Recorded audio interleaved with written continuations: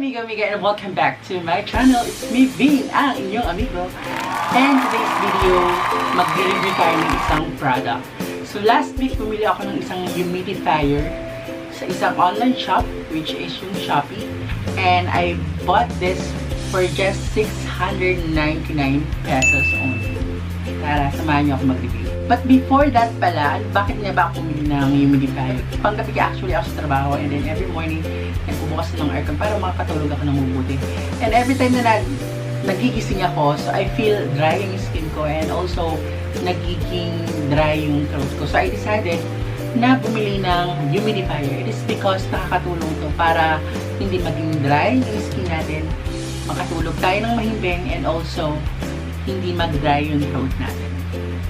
So, narito pala yung specification ng ating humidifier and yung features niya. So, ito yung tinatawag natin na new style humidifier.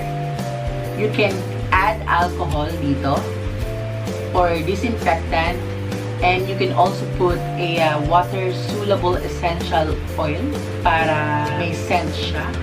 And also, you can put perfume. And you can put also here up to 300 ml na water. And it has multicolor light, 7 color change auto. So later on, ipapakita ko sa inyo yung ilaw, yung sinasabi dito na auto change. And also, powered by USB. It works with any USB port. So ang name pala nito ay double mist humidifier. So, makikita nyo later dito yung dalawang butas. The material na ginamit dito ay ABS PP rubber. I don't know what it is. So, search na lang na. It has 2 available color.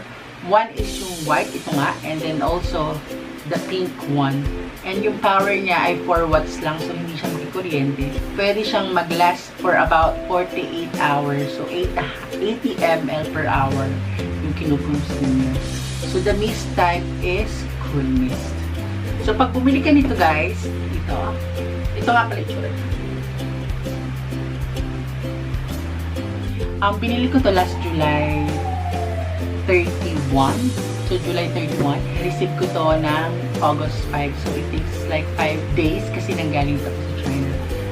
So, nung binuksan ko to, may makikita kang manual, isang sa Chinese character. And also the English one. At may kasama siyang USB cable. Kailangan lang natin yung isang adapter, yung USB adapter. Kung meron kayong extra sa charger sa phone, you can use it actually. I'll show you na kung paano mag-operate ito. So guys, sa pag-operate nito, itong cable na to, yan.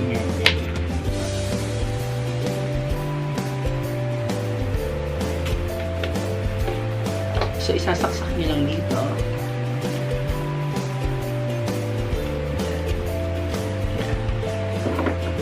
And then, ito yung papakita ko sa inyo.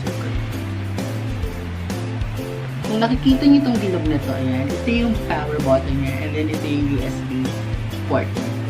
So, isasaksak lang natin siya.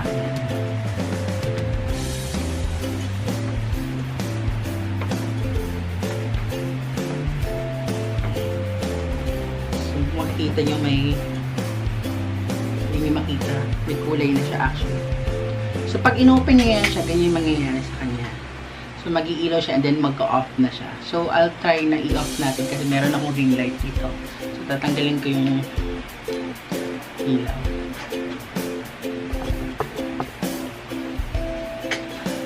So kapag nabuksan na siya, yung gagawin lang natin is i-press itong power button.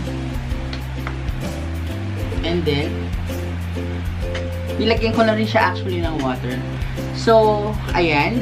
So, nag-work na siya. So, dire-diretso siya.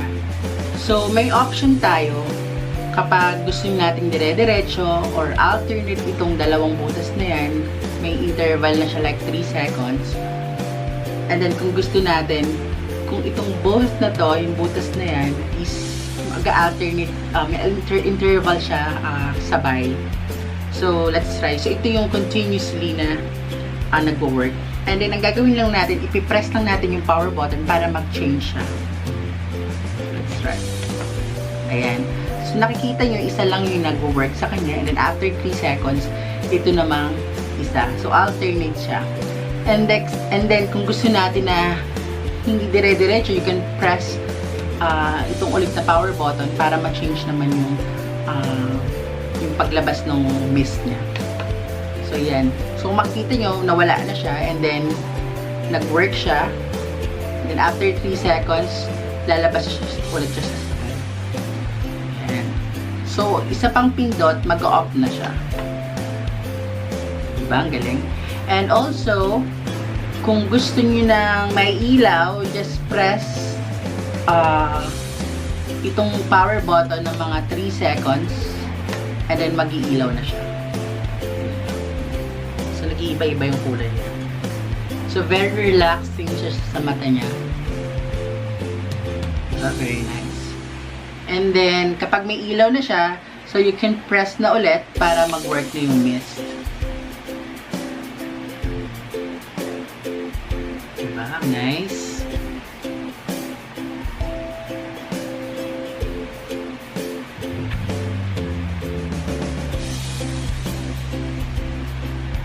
So far, so good naman, guys. Very worth it yung binayad ko dito for just 699 pesos. Kasi nakatulong talaga siya sa pagtulog ko at saka very relaxing sa mata yung ilaw. Kasi alam mo naman, ayan o, syempre, magdamag tayong nakatutok sa computer. So, we need na i-relax natin yung mga mata natin. So, somehow nakaka-relax naman siya. Kasi ang ganda-ganda talaga, guys, ng ilaw.